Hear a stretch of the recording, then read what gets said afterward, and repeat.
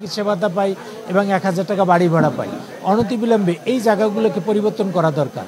সরকারি এবং বেসরকারি শিক্ষাক্ষেত্রে যে বৈষম্য, একটা বিশাল বৈষম্য। যেমন একজন শিক্ষক মাত্র ১২,৫০০ টাকা বেতনে শিক্ষকতা পেশায় ঢুকে, ১২,৫০০ টাকা বেতনে দিয়ে একজন শিক্ষক সে চাকরি করতে পারে না।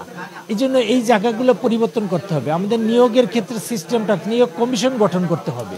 এবং আজকের যে বার্নিং ইস্যু যেটা, যে শিক্ষকদের যেভাবে লাঞ্ছিত করা হচ্ছে এবং কিছু সংখ্যক কোমলমতি শিক্ষার্থীদের সামনে এনে পিছনে একটি অপশক্তি কাজ করছে।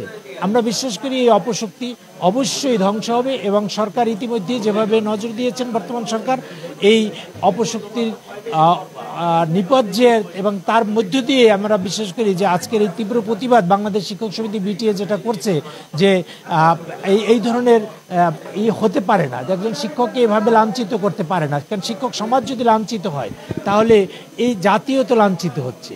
সুতরাং আমাদের দাবি হচ্ছে যে যাদেরকে ইতিমধ্যে জোর করে পদত্যাগ করানো হয়েছে তাদের পদত্যাগপত্র বাতিল করে স্বপদে পুনর্বহাল করতে হবে এবং আর কোনো শিক্ষক যেন লাঞ্ছিত করে না। যদি কোনো শিক্ষক দোষ করে থাকে তাহলে প্রচলিত দেশের যে প্রচলিত আইন আছে সেই আইনে অনুসারে তার বিচার হোক, এটি আমরা করি। কিন্তু আমরা কোনো অপরাধীর পক্ষে না।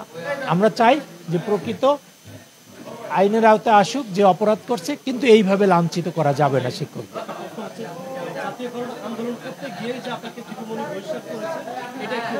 হ্যাঁ, আপনারা জানেন যে গত 2023 সনের 11 জুলাই থেকে 1 আগস্ট পর্যন্ত আমরা জাতীয় প্রেস ক্লাবের সামনে পরিশেষে কাফনে কাপড় পরে আমাদের আন্দোলন করতে হয়েছে।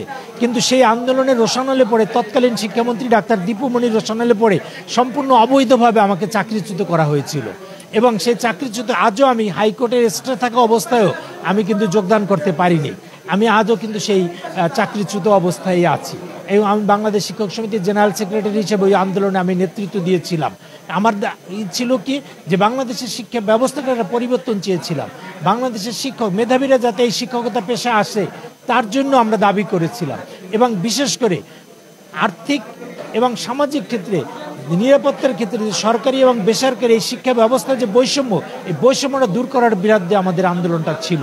কিন্তু আমি ডাক্তার দীপু মনির রোশানলে পড়ে আজও চাকরিচ্যুত অবস্থায় আছি। তাই আপনাদের মাধ্যমে সরকারের কাছে আহ্বান জানাচ্ছি যেন অনতি বিলম্বে আমাকে চাকরিতে পুনর্বহাল করা হয়।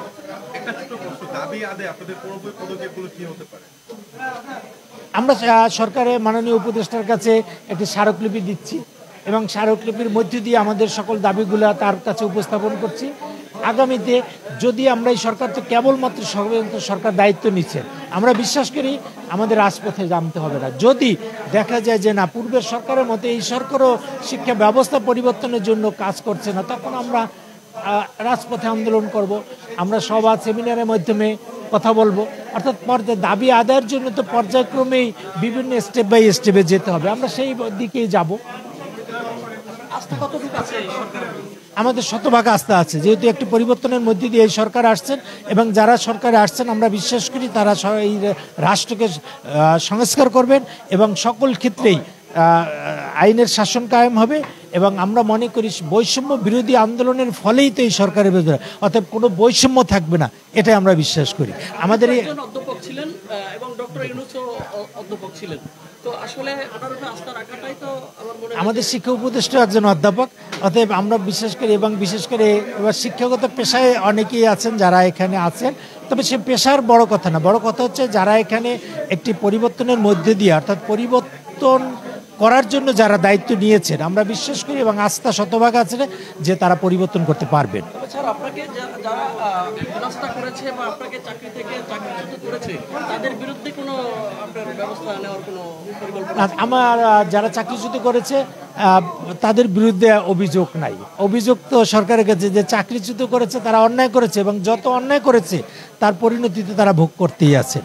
সুতরাং সৃষ্টিকর্তাই তাদেরকে বিচার করবেন। ধন্যবাদ।